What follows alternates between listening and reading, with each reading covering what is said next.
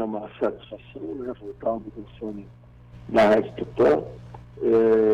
Também cumprimentar o Antônio Marcos Dutra, a todos os ouvintes, aos amigos e às amigas aqui da Sobretães, toda a região.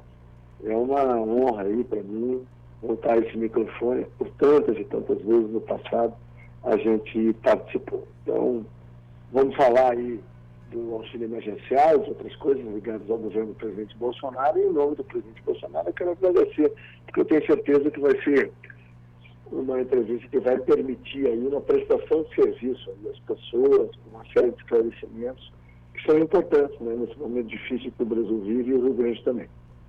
Sem dúvida. Ministro, um dos temas que nesse momento é muito relevante para a sociedade, especialmente para aquelas pessoas que são atendidas, é o programa chamado de auxílio emergencial, que o seu ministério, tem a responsabilidade de conduzir. O senhor é um homem que acompanha, como eu falei, a política já há muitos anos e em alguns momentos chegou até a ser um forte crítico dos auxílios, do Bolsa Família, esses tipos de ações que são feitas por parte do governo federal. Mas hoje o senhor coordena o auxílio emergencial. Nos faça um paralelo, ministro, com relação àquilo que o senhor criticava e a realidade que hoje existe no Brasil. Bom, primeiro dizer que o que a gente criticava, que era a falta de foco, né, do Bolsa Família, ela não era uma crítica só minha, né? Em novembro do ano passado, eu era ministro-chefe da Casa Civil e durante o ano nós organizamos o centro de governo lá, da mesma maneira como a OCDE determina, porque é uma das condicionantes para o Brasil poder ser membro dessa importante organização de países, né? E que hoje é conduzida pelo general Braga Neto. Mas na época que eu estava na chefia da Casa Civil, em novembro do ano passado, o hoje deputado federal, e na época era o ministro da Cidadania, nosso conterrâneo Osmar Terra, que fez um belo trabalho, ele levou até a Casa Civil exatamente essa linha de raciocínio, ou seja, todos os especialistas que ele havia consultado, depois nós consultamos de novembro para cá, de dentro do Brasil e de fora do Brasil, eram todos unânimes de dizer que o Bolsa Família precisava de eles chamam tecnicamente de refocalização. Por que isso era necessário? E daí vinham as minhas críticas. Porque o programa acabou criando uma dependência das pessoas, ele tem na sua estruturação limitadores para a emancipação dessas famílias, e que eu vou explicar depois, e também o programa durante longos períodos era pouco mais do que uma grande pescaria eleitoral, né? Então essas eram as críticas que eu fazia e eu continuo fazendo. Agora, se não fosse a pandemia, esse presente grego aí que os chineses deram para o Brasil e para o mundo, a gente já teria hoje no Brasil, né, o programa Renda Brasil, que será um programa de renda mínima, que vai suceder o Bolsa Família, mas como eu cheguei no Ministério em 18 de fevereiro, no dia 2 de abril, o presidente me dá um telefonema, e ele me chama de Gauchão até hoje, né? Nós temos uma amizade de mais de 15 anos, e ele me disse: ô Gauchão, acabei de assinar a lei, ela vai aí, trata de ligeiro botá-la de pé, porque as pessoas estão precisando. Pode deixar, chefe, vamos baixar a cabeça e vamos trabalhar. No dia 13 de abril, na sexta-feira, nós iniciamos os procedimentos. Naquele dia escolhemos a data prévia, começamos a discussão com os bancos, que aí na segunda-feira a gente assinou o contrato com a Caixa, o agente operador, e tomamos a decisão na sexta-feira de que nós iríamos buscar os brasileiros, uma decisão que precisou de muita coragem, muita ousadia. O Brasil foi o único país do mundo que escolheu ter como o agente que vai buscar as pessoas um aplicativo de celular. Todos os países do mundo, a começar por Canadá, Estados Unidos, os principais países europeus, eles usaram, na verdade, uma coisa tradicional, que era cheque. Os americanos, por exemplo, mandaram quase 130 milhões de cheques, e a Bloomberg, né, aquela agência de notícias internacional, há poucos dias noticiou que 1/3 ainda não tinha chegado no destino. Eles começaram com o processo deles um mês antes da gente. E nós aqui no Brasil, com o aplicativo, E com o site da Caixa, nós chegamos a um processamento de 148 milhões de CPFs. E encontramos hoje, né, 67 milhões de gaúchos e gaúchas, brasileiros e brasileiras que foram beneficiados, estão sendo beneficiados pelo auxílio emergencial, com impacto em praticamente 130 milhões de brasileiros, um pouco mais do que isso, pode chegar a 135 milhões, numa demonstração clara de que nós estamos atingindo mais da metade da população brasileira. E para que o nosso ouvinte da Rádio Tupã tenha uma referência, porque falar em números é complicado em rádio, isso significa uma Argentina e meia em 60 dias de encontrado e pago, ou uma Itália inteira, mais do que uma Itália inteira. Então, realmente é um trabalho épico que foi feito, graças à dedicação das equipes lá do Cidadania, da Dataprev e da Caixa, além do apoio que tivemos da Polícia Federal, da Receita, do Ministério da Economia, da AGU, da CGU, hoje da Defensoria Pública, nós vamos falar disso aqui. Então, o fato é esse, Miguel. As críticas que nós fazíamos, por coerência, continuamos fazendo. O que nós estamos trabalhando desde novembro do ano passado? Então, não é uma coisa episódica por causa da auxílio emergencial. A gente já vinha trabalhando uma nova formulação. E eu vou te dar um exemplo para os ouvintes poderem compreender. Hoje, o ticket médio do Bolsa Família, fora do auxílio emergencial, é claro, né? Hoje o ticket médio é superior a R$600. Mas, na época normal do programa, nós estamos falando de R$193. Então, as pessoas recebem em torno de R$200. Isso permite o quê? Comprar alimentos. Então, garante a subsistência. Né? Nós estamos falando das famílias mais vulneráveis do Brasil. O que ocorre? Essas pessoas ficam com o Bolsa e fazem biscates. Ou seja, ou vai ser diarista, né? Ou vai fazer pequenos trabalhos, né? Ou vai trabalhar como auxiliar aí em pequenas obras, né? Ou vende artesanato, produz tudo. Bom, aí tem uma gama gigantesca de atividades. Essas pessoas não querem que a carteira dela seja assinada. Então, isto dificulta a emancipação dessas famílias. E por que ele não quer que a carteira seja assinada? Porque se a carteira for assinada, pela lei atual, a pessoa é automaticamente desligada do programa Bolsa Família. E aí ela vai para o trabalho, vai ganhar mais, vamos lá que ganhe R$1.200, R$1.500. Mas, se dali 3 ou 4 meses, por qualquer razão, ela vem encerrada aquele contrato de trabalho, ela não volta para o programa diretamente, Miguel. Ela vai para uma fila. E nesta fila ela pode ficar de 4, 6, 8 ou 12 meses.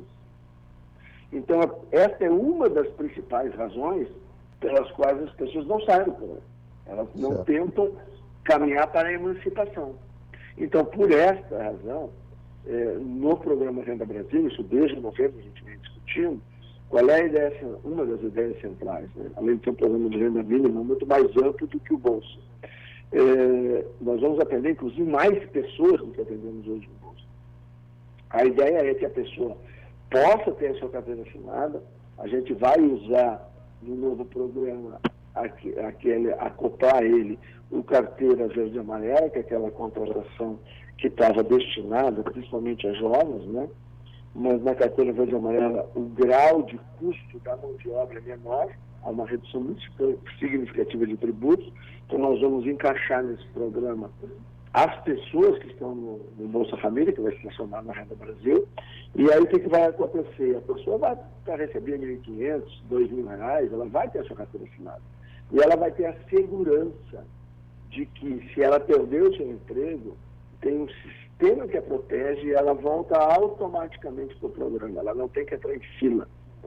Aí nós vamos, em paralelo a isso, usar toda a estrutura da assistência social hoje, no Brasil inteiro, são mais de 200 mil pessoas, eu chamo que são os soldados do bem, né?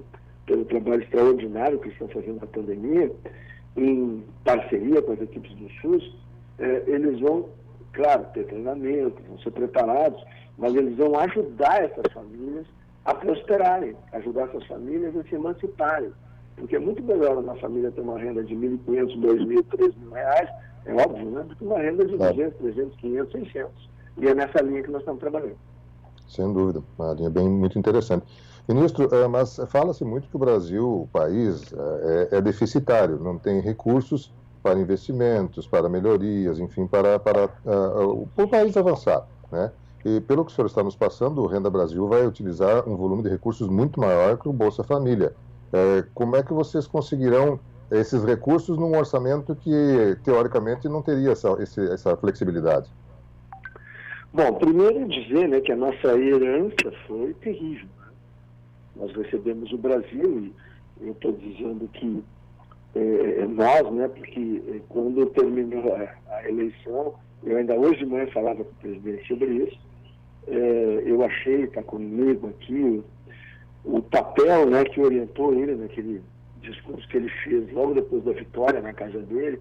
Eu encontrei o papel que está aqui original, que a gente preparou para ele falar, com as correções que ele fez no texto, com as coisas que a gente colocou.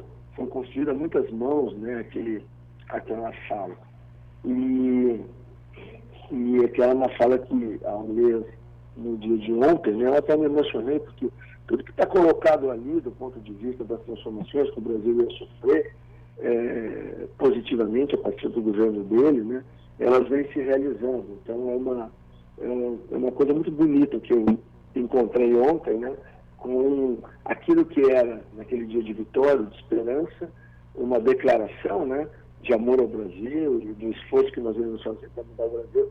E hoje muitas e muitas das coisas que estão ditas ali hoje já são realidade, ou estão próximas de estão na realidade no Brasil. Mas eu dizia que eu sei como foi essa herança, porque eu fui encarregado de ser o ministro da transição. Né? Ali em novembro, dezembro, ajudei o presidente a organizar o governo, e de lá para cá, nós no ano passado tivemos um trabalho danado para botar a casa em ordem. Lembrar que nós reduzimos os níveis hierárquicos de decisão, nós digitalizamos o governo, quando nós chegamos a 150 serviços digitalizados, hoje são 1.500. Isso faz muita diferença na vida de um país. Nós fizemos a lei da liberdade econômica, quando pela primeira vez um cidadão, diante de uma autoridade pública, ele tem razão, até que a autoridade pública prove o contrário. Nós também fizemos a reforma da Previdência, né? Todo mundo dizia que a gente não tinha base, que nós não ia conseguir. Nós fizemos a maior reforma previdenciária que um país do mundo ocidental fez, de uma única vez, quer na sua amplitude, quer no seu alcance. Pelos próximos 20 anos, tu nunca mais vai ter que fazer matéria, Miquel e Antônio. Na rádio estou falando de Previdência no Brasil, as coisas estão solucionadas por mais de 20 anos. Nós conseguimos reduzir o déficit primário de 125 bilhões, se não me falha a memória, para algo abaixo de 90 bilhões, acho que foram 87, 88. Tive a responsabilidade por 9 meses de coordenar o PPI, que é o Programa de Parceria de Investimentos, e ali, junto com os outros ministros e o próprio presidente, nós saímos pelo Brasil, pelo mundo todo vendendo o Brasil. O Brasil recuperou a confiança externa, e como é que a gente apresenta fatos sobre isso? Nós arrecadamos 551 bilhões de reais.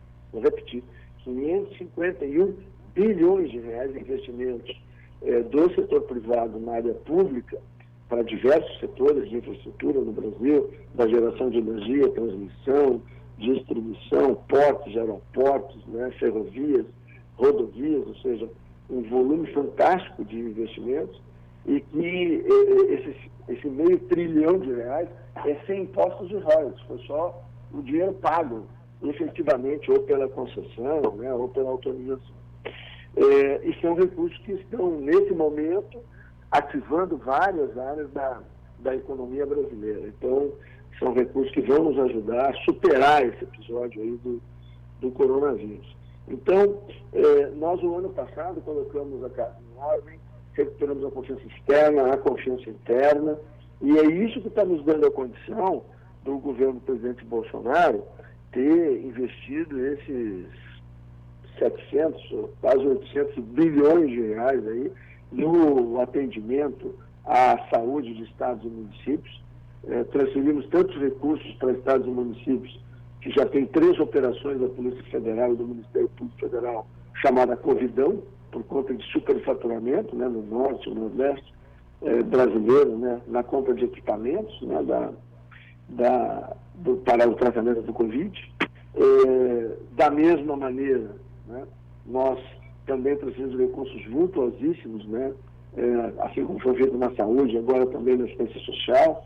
Nós já transferimos nos últimos 2 meses 2,2 bilhões para os municípios gaúchos e brasileiros, para a área da assistência social, assim como construímos o auxílio emergencial de 150 bilhões já pagos, caminhamos aí para mais de 200 bilhões quando terminar a 5ª parcela. Da mesma forma, nós temos o BEM, que é o benefício emergencial, foi criado um mês depois do auxílio, que cuida da manutenção dos empregos de carteira assinada, são mais 20 bi.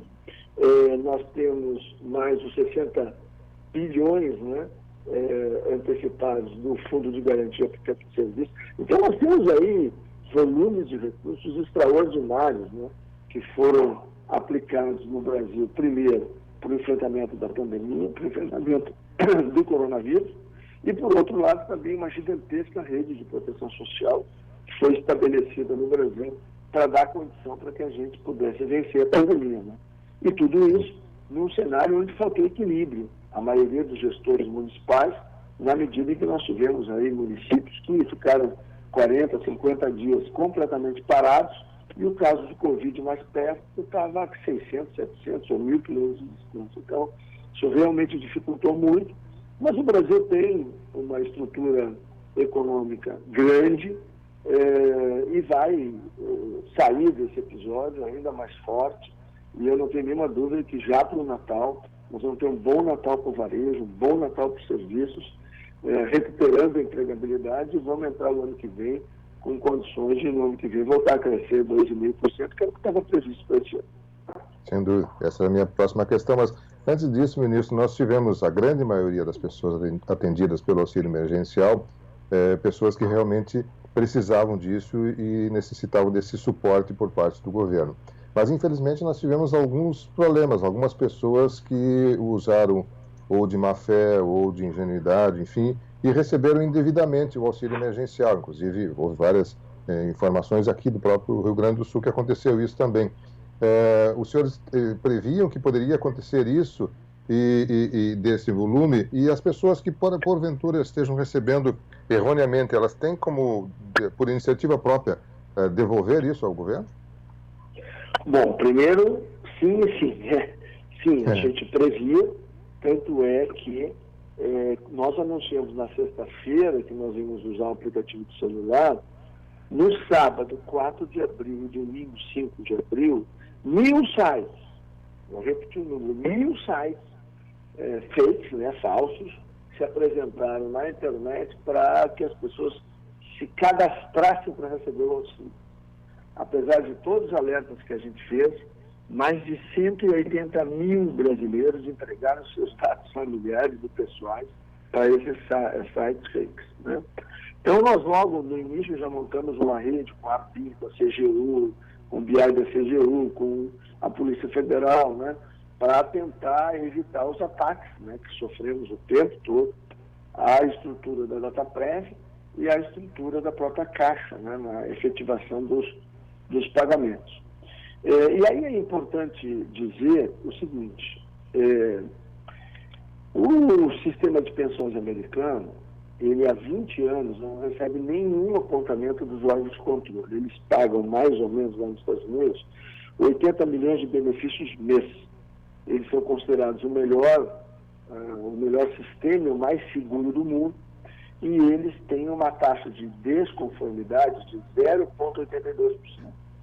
O que é essa desconformidade? Isso é um grande guarda-chuva, onde embaixo cabe a falha humana, o erro do sistema e a fraude, que são, na realidade, operações grandes como a que a gente está fazendo e como faz esse setor americano. Eles consideram 0,82 um número aceitável. E esta é a referência para os principais países do mundo para os órgãos de controle, todos análogos ao nosso Tribunal de Contas da União. Pois muito bem, a CGU, que nos acompanha desde o início, ela fez análise em 30 milhões e 500 mil primeiros auxílios emergenciais pagos. ela encontrou 160 mil desconformidades. Significa que, no caso da CGU, foram 0,5%. O TCU fez há pouco mais de um mês, pouco menos de um mês, ele fez uma análise, foi votado em 50 milhões e 200 mil. Nesta análise, tanto a CGU como o TCU foram auditorias, o TCU encontrou 600 mil desconformidades, aí nós fomos para decupar, para abrir o número, 220 mil eram pessoas que tinham recebido a primeira parcela do auxílio emergencial, mas depois elas se encaixavam no bem. E elas receberam ainda em abril e no mês de maio elas foram bloqueadas, então elas só receberam a primeira parcela. E o TCU incluiu na análise, mas o TCU só enxergou isso em junho. Então, nós retiramos esses 220 mil dessa análise do TCU, aí ficam 380. Aí tem mais ou menos 200 mil que são benefícios diretos do INSS, que aí por questão de informação, um gap na transmissão do estado, da cidade onde aconteceu o pagamento, até aqui em Brasília, isso nós chegamos à conclusão que, na verdade, ficam em torno de 180 mil desses 50 milhões do TCU, o que significa 0,4%. Aí, sobre 60 milhões de benefícios, a Receita Federal aí não foi uma auditoria, ela foi uma análise ao nosso pedido, ele encontrou desconformidades de 0,44%. Então, o que vale dizer é que o Brasil teve problemas de desconformidade, erro, falha, fraude, a metade, um pouquinho mais da metade, vamos pegar o número pior, por exemplo, 0,5% da CGU. Os americanos dizem que é 0,82%. O melhor do mundo é 0,82%. No Brasil foi 0,5%. O que pode-se dizer ao contrário, de que em cada 100 pagamentos feitos, nós acertamos em 99,5%. Erramos em 0,5%. Agora, numa operação desse tamanho, não tem como não ter falha humana, não tem como ter erro de sistema e não tem como não ter fraude. Por mais que a gente combata, por mais que a gente lute. Mesmo assim, nós trabalhamos com o conceito de transparência ativa da CGU. Então, quem entrar no site da CGU, CGU/transparência, vai encontrar lá o primeiro ícone que vai encontrar o auxílio emergencial. Clique em cima e a pessoa tem dois campos. Primeiro campo, devolução, aonde ela bota seu nome, o CPF já emite a guia de recolhimento da não paga qualquer banco. E a notícia positiva é que 109 mil pessoas já pagaram e nós arrecadamos 107 milhões de reais de volta. Tá? E a outra coisa importante é a denúncia. Por que a denúncia é importante? Porque tem uma fronteira entre o que é legal e o que é moral muito tênue. E aí, desde o terceiro lote, Miguel e Marcos, nós colocamos nesse site lá da CGU, por estado e por cidade, você tá lá, bota lá, Rio Grande do Sul, auxílio emergencial, e bota Tupã-Seletã, vai abrir em transparência ativa o nome de todas as pessoas em Tupã, em Julho, Santa Maria, onde for, que receberam auxílio emergencial.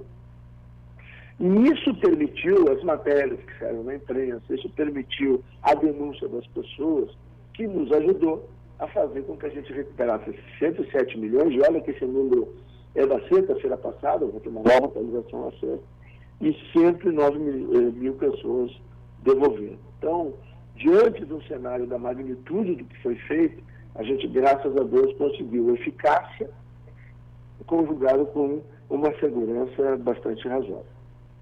Sem dúvida. Ministro, no Tupã-Seletã, na nossa região, tem muitas pessoas que utilizam, recebem o Bolsa Família, que é um recurso importante para essa região. O senhor falou que haverá uma transição aí para o Renda Brasil, né? Como é que vai ser isso? De que forma isso vai acontecer? Como é que isso estará acontecendo do Bolsa Família para o auxílio emergencial ou para o Renda Brasil? Bom, primeiro, muito obrigado pela pergunta, Miguel, porque ela me dá a chance de poder dar tranquilidade às famílias que estão no programa Bolsa Família. Quando concluir agora em setembro, né, o pagamento da quinta parcela, o que vai acontecer? É em agosto, né? Parece que entra até 1º ou 2 de setembro. o calendário desse mês. Mas agora em agosto, ali para o dia 17 de julho, nós começamos a pagar a quinta parcela para os beneficiários do Bolsa Família. É claro que no mês de setembro as pessoas vão receber, se não houver nenhuma modificação, o mesmo valor que recebiam antes de começar o programa do auxílio emergencial. Mas vão receber. E nós devemos estar pronto com o Renda Brasil, provavelmente aí para o início de setembro. Esse é o nosso planejamento. Quando vai ser mandado para o Congresso Nacional para ser votado. Mas independente se a pessoa vai estar no programa Bolsa Família ou no programa Renda Brasil, as pessoas que estão no Bolsa Família não vão ter nenhum prejuízo. Elas vão continuar no programa. O que vai acontecer é que vão vir novidades, onde muito provavelmente vai ter um incremento dessa renda, vai ter um aumento dessa renda, e elas vão ser muito mais assistidas e protegidas. E aí tem uma série de inovações que aí a gente vai explicar, né, quando lançar o programa. Eu já assumi o compromisso, Miguel, de voltar para o microfone da Rádio Tupã para poder falar sobre isso. Agora a gente tem que ter clareza de que não vai haver para as famílias do Bolsa nenhuma perda. Elas só vão ganhar com o novo programa. Não tem nenhum perder, não. É só ganhar, deve melhorar o rendimento, deve melhorar o ticket médio e vão ser acoplados ao programa uma série de outras ações, como, por exemplo, Criança Feliz, né? Que hoje nós temos 4 milhões de crianças no bolso de 0 até 36 meses, e esse programa foi o programa que o ministro Osmar Terra ganhou um prêmio no ano passado, lá em Doha, numa competição mundial, né, sobre iniciativas na área de educação. E, na verdade, essa estimulação que se trabalha através de milhares de agentes municipais, ela produz um resultado extraordinário na vida dessas crianças pobres, porque faz com que elas cheguem lá na primeira série do primeiro grau com as mesmas competências, com o mesmo desenvolvimento das crianças de classe média. Isso vai ser uma revolução no Brasil. Eu tenho muita preocupação com essa fase etária, que é a primeira infância. Ao chegar no Ministério, uma das primeiras iniciativas foi criar a Secretaria Nacional da Primeira Infância, exatamente para que a gente possa cuidar bem do presente e do futuro das nossas crianças, principalmente as que estão no Bolsa Família, as mais vulneráveis. E a gente quer, deste ano para o ano que vem, sair de 1 milhão de crianças atendidas para 2 milhões. E aí nós vamos usar muito dessa tecnologia que nós aprendemos com o ensino emergencial. Perfeito. Ministro, o senhor também já deu uma pincelada, mas gostaria de aprofundar um pouco a questão do pós-pandemia, da recuperação do Brasil. Com que dados, como é que o Ministério da Cidadania está trabalhando para a retomada, que a gente espera seja o mais breve possível, mas não se tem ainda um período de informação mais concreta de quando isso será realidade. Como é que os senhores estão pensando na retomada pós-pandemia, especialmente na questão da economia?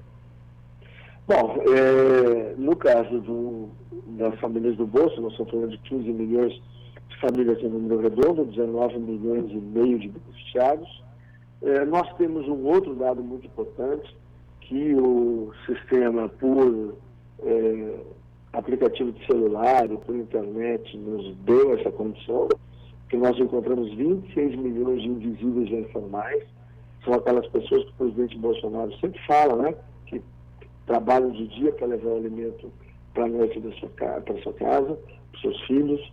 São pessoas que dependem diretamente do movimento da cidade, né, da vida na cidade, da atividade econômica na cidade, e que nunca estiveram em nenhum programa do governo. Os governos petistas sempre se jactaram de temos o cadastro único, estão agora cadastrados todos os vulneráveis e ultra-vulneráveis do Brasil. Que isso não é bem verdade, né? Mas isso é uma discussão para a gente ter mais na frente. Mas eles tinham nos entregados 75 milhões de pessoas. Nós encontramos mais 26. Então, hoje o cadastro único, depois do auxílio emergencial, é de 101 milhões de pessoas. Por quê? Porque eram pessoas que nunca foram encontradas por governo algum, nunca estiveram em nenhum programa do governo, elas sempre viveram a sua vida de forma autônoma. Então, nós hoje já temos cadastrado, sabemos a sua composição familiar, onde é que mora, onde é que trabalha, o que faz, seu CPF, todas tiveram uma conta gratuitamente aberta na Caixa Federal. Então, na verdade, Miguel e Marcos, a gente tem hoje 26 milhões de invisíveis que, somados aos mais ou menos 8 milhões de MEIs, que são os microempreendedores individuais, nós estamos falando aqui de 34 milhões de famílias que nunca, né, tinham sido apoiadas diretamente. E nós trabalhamos agora, por exemplo, já fiz várias reuniões com o Banco Central, com a Caixa, com o Ministério da Economia, as minhas equipes, nesse momento, o Ministério estão trabalhando nisso, é a questão do microcrédito. Né? Porque se nós conseguir fazer um programa de microcrédito, que hoje está disponível, a pessoa pode dar um aceite no Caixa Tem, por exemplo, né?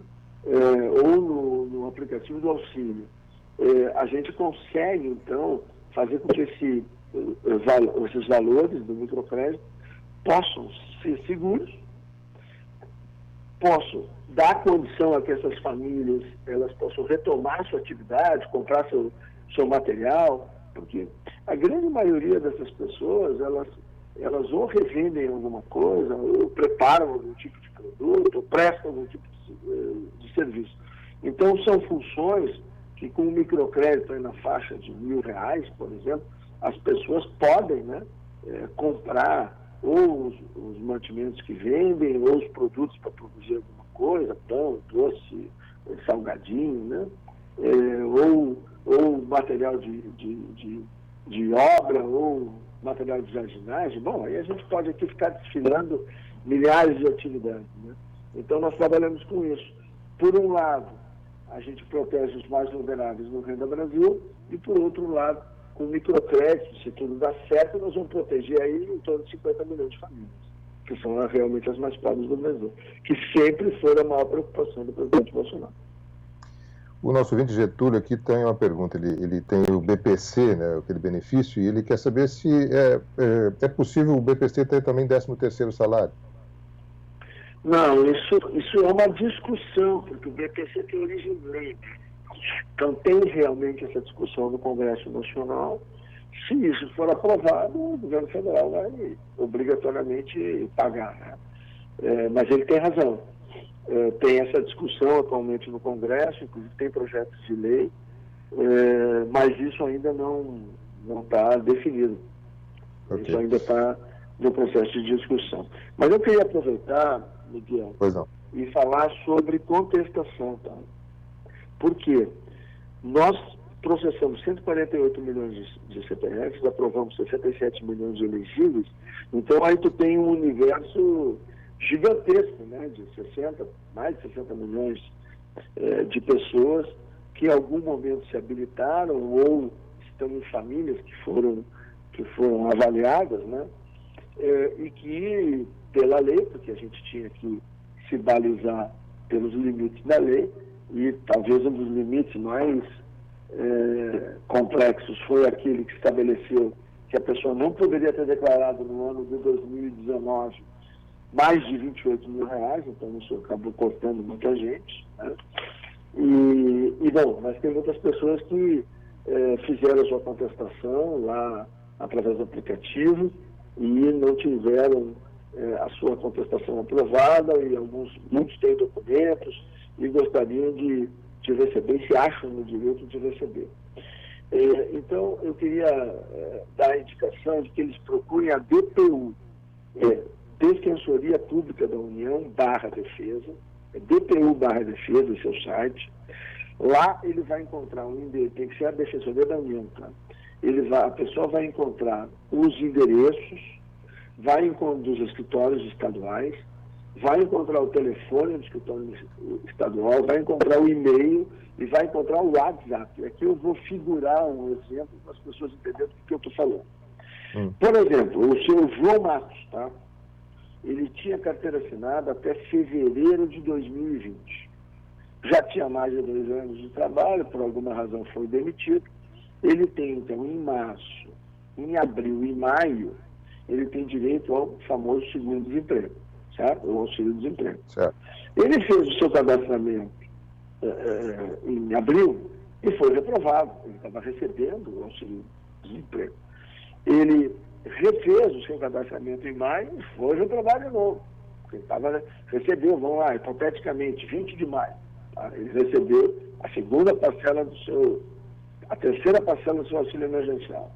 Do seu auxílio emergencial, do seu auxílio-desemprego. Então, ele fez uma análise em abril e rodou, fez uma análise em maio e rodou, aí ele se recadastra para fazer a análise em junho.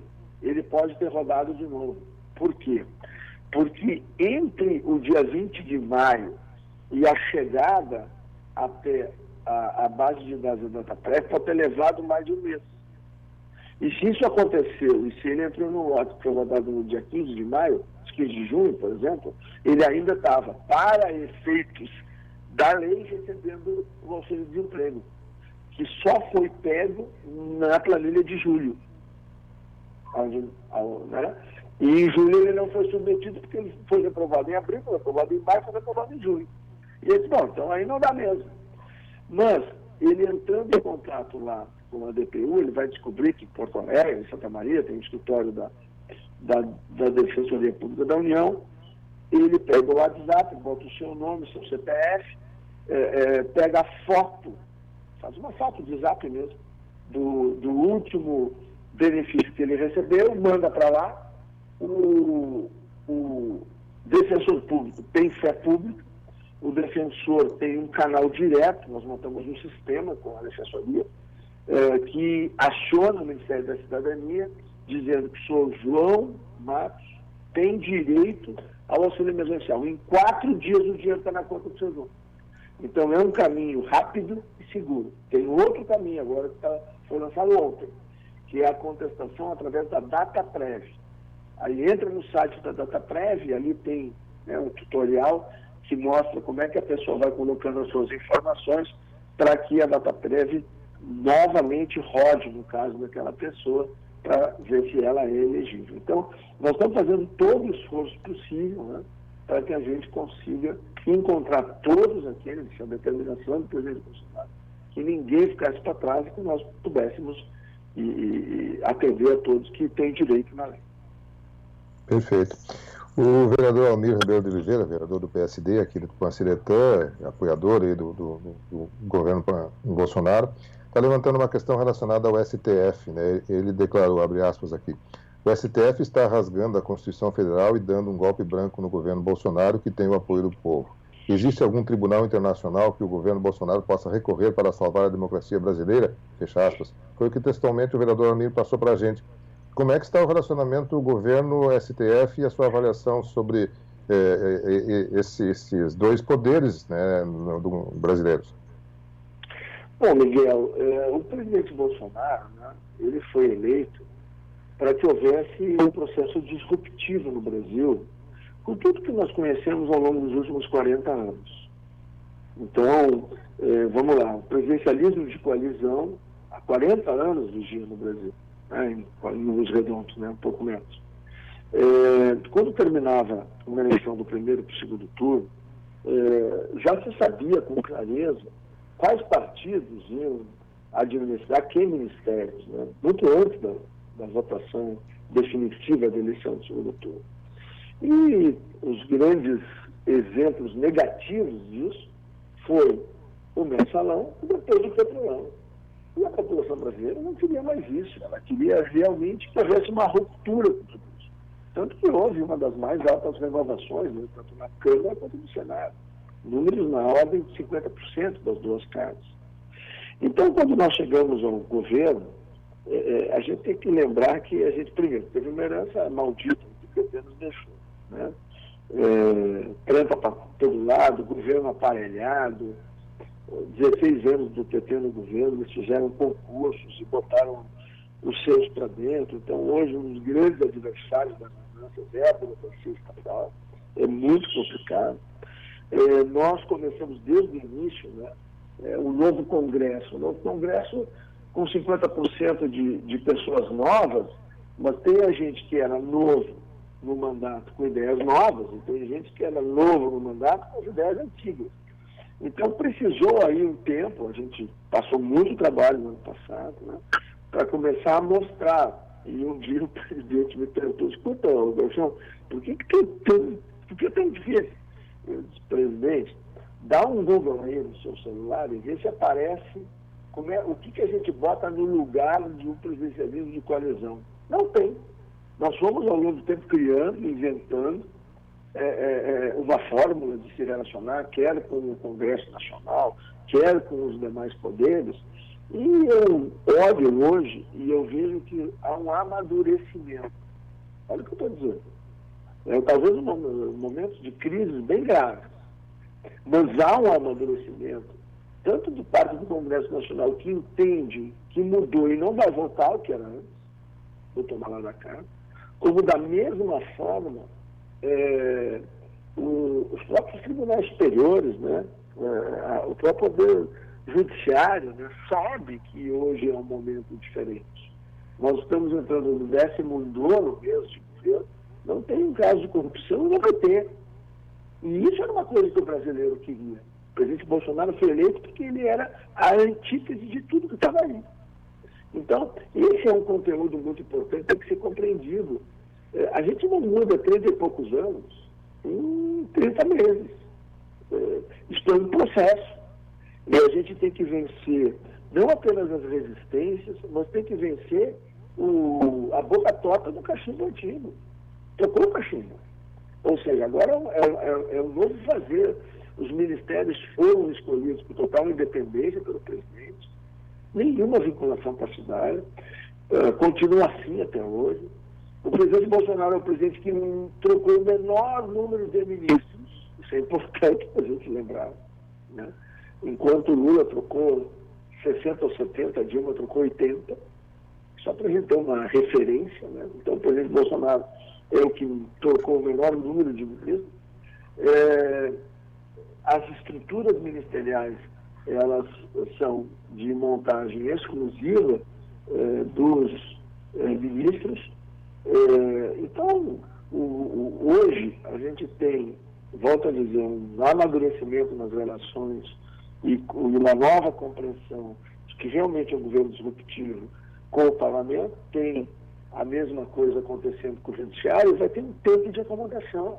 Assim como o parlamento estava acostumado com um cenário totalmente diferente, o próprio poder judiciário também, e vai ter que haver adaptação, vai ter que haver este amadurecimento, que eu olho e vejo que, tirando as questões pontuais, né, a gente tem encontrado nas últimas semanas, principalmente, entre os três poderes, e eu me sinto mais tranquilo em relação ao futuro do nosso país. Sem dúvida, isso é muito importante. Bom, nós estamos conversando com o ministro Onyx Lorenzoni, como carinhosamente conhecido pelo nosso presidente como Galchão, né? Este veterinário porto-alegrense. O senhor vem de uma família de veterinários centenária, aí seu pai era, seu filho continua, né? Isso mesmo. Nós somos 3 gerações aí voltadas ao campo. E aí uma coisa importante que eu não falei, viu, Miguel? 10 milhões de produtores rurais, pequenos, claro, né? Microprodutores, produtores familiares, já receberam auxílio emergencial. Tá? Tinha uma dúvida lá no início, mas 10 milhões receberam, 10,3 milhões. Só para, antes que eu esqueça, porque Tupã é uma cidade, né, voltada, né, para o setor agropecuário, então achei importante aí lembrar esse número, que é outro número grandioso aí do trabalho que o presidente Bolsonaro coordena e a gente tem a responsabilidade de organizar. Sem dúvida, mas importantíssimo. No início havia bastante dúvida com relação a isso e havia muito questionamento, inclusive aqui no nosso jornalismo. Mas eu quero agradecer, ministro, o senhor pela sua atenção, salientar que é um gaúcho, né, que gosta, como eu, da pescaria lá na fronteira, lá nos açudes, né, de vez em quando, circula aqui por Porto Alegre. Hoje eu estou em Porto Alegre por uma questão familiar, mas, enfim, é um homem que tem o nosso jeito de viver com o interior do Rio Grande do Sul como poucos, e hoje ministro da Cidadania, esse importante ministério que o senhor está coordenando. O senhor já teve papéis fundamentais no governo, continua tendo, né? Mas não deixa de estar atento ao seu Rio Grande e estar atendendo também a sua comunidade. Claro que a sociedade brasileira hoje é uma responsabilidade muito maior sua também. Por isso quero agradecer, em nome da audiência da Tupã, das nossas plataformas aqui, a sua conversa conosco hoje, e deixar o nosso microfone, nesse momento, à sua disposição, para algo mais que o senhor queira salientar. E também, é claro, como o senhor já colocou, esperarmos para breve uma nova participação sua aqui com mais informações ainda com relação a essas ações que estão sendo feitas por parte do governo. Ministro, mais algum detalhe que gostaria de colocar, por favor, fique à vontade. Olha, Miguel e Antônio Marcos, eu quero mais uma vez agradecer em nome do presidente Jair Bolsonaro a esse espaço, né, onde nós prestamos muitas informações e uma verdadeira prestação de serviço, né, à comunidade da Seretã e também de todos os municípios da região. A Rádio Tupã vai longe, né, que sei bem quando eu estou na região viajando a sintonia na Tupã. E quero também deixar aqui uma última palavra, né, sobre o que eu vivenciei, um testemunhal que eu vou deixar aqui, há 2 semanas atrás, na sexta-feira, uma quinta tarde, né? No dia 16, eu comecei com febre, estava muito ruim, cheguei em casa, tinha feito naquele dia o meu 9º teste de Covid, que deu negativo. No dia 16, cheguei em casa, liguei para o meu médico e disse, olha, doutor Camarinha, eu acho que eu estou com Covid. Mas não, o que é que o senhor está tirando isso? Primeiro, que o senhor lembra que eu sou veterinário, né? E segundo, claro, que eu conheço meu organismo. Né? Então o senhor já começa a tomar uma azitromicina. Comecei. Aí na sexta-feira, dia 17, estava um horror. A doença é muito agressiva. Eu amanheci assim, dor no corpo, com febre alta, tremor, tosse, espirro, falta de ar, diarreia, dor em toda a musculatura. Ela faz uma revolução. Aí eu liguei para ele, aí preocupado, eu tô mal, estou bem, não. Aí ele se preocupou, me mandou para um hospital para fazer uma tomografia do pulmão, e graças a Deus estava bem. E antes de sair eu disse, doutor, eu posso tomar uma hidroxicloroquina que eu tenho aqui? Não, pode tomar. Aí comecei o procedimento, né, padrão esse, protocolo de azitromicina, hidroxicloroquina de 12 em 12 horas e a ivermectina. Depois que eu voltei do exame, né, eu disse para ele que eu estava bem, eu disse, doutor Camarinho, eu não posso mandar o meu corpo para ir para o seu consultório, o senhor fica por uns 2, 3 dias, resolve aí, depois eu volto para ele, né, porque a sensação é horrível. Aí no sábado eu já apresentei uns 15% de melhora, no domingo uns 30%, e na segunda-feira só residual. Aí era dor no corpo, um pouco de falta de ar e um pouco de coriza. Mas se eu precisasse trabalhar por alguma emergência, claro, não podia ir porque eu estava na fase de transmissão do vírus, né? Eu não ia contaminar outras pessoas, mas eu tinha condição de trabalhar. E na mesma segunda-feira, minha esposa caiu. Acho que perdemos a conexão, não sei. Não estou ouvindo mais o ministro. Estúdio, não sei se perdemos a conexão. Nós estamos verificando aqui, eu acho que caiu a conexão do ministro. Bem, enquanto vamos tentando refazer a conexão aí com o ministro, ele estava nos contando isso aí. Marcos, no fim, não sei se de estúdio você tem algum questionamento que gostaria de concluir com o ministro também, por favor, fique à vontade. Os que eu recebi através das nossas plataformas aqui foram esses 2 questionamentos. Não sei se teve algum que você também tenha recebido ou alguma questão de estúdio por aí. Não, na questão do estúdio estava direcionado como você fez as perguntas aí, Miguel. Tá tudo padrão aí. Perfeito. Bom, vamos ver se é possível a produção reconectar lá com o ministro. Eles estavam nos trazendo a conclusão da conversa, né? E bem, muito importante esse testemunho de uma pessoa. A gente ouviu já algumas pessoas que foram acometidos pela Covid-19, né? Vários tupancetanenses, pessoas que se propuseram a expor isso, e o ministro estava colocando ali a condição de ele também ter tido e a forma como ele foi feito o tratamento e até no final ali comentando de como ele teve atingido fortemente, né, na questão física, de dores, de mal-estar, enfim, e a preocupação, é claro, também com os demais, né, de não contaminar, mas infelizmente não sei se vai ser possível reconectar o celular do ministro, que estava conversando conosco nessa manhã, como eu estava falando, Marcos, na abertura aqui, quando você me passou a palavra, uma manhã histórica, né, uma vez que nós estamos conversando com um ministro no cargo, né, ministro da Cidadania, pessoa que foi chefe da Casa Civil, né, e que é um gaúcho, tem contato, tem conexão aqui com a nossa religião, com a nossa comunidade, através por várias oportunidades conversou conosco, Mas hoje, nessa condição de ministro, é bastante difícil uma pequena emissora, um município pequeno, né, no interior do Rio Grande do Sul, ter uma entrevista tão longa assim com um ministro que nos trouxe vários detalhes, né? Várias informações relacionadas a dados, a assuntos de muita relevância para o Brasil como um todo, mas para a nossa realidade também. Foi possível conexão com o ministro? Conseguimos o recontato. Ah, perfeito.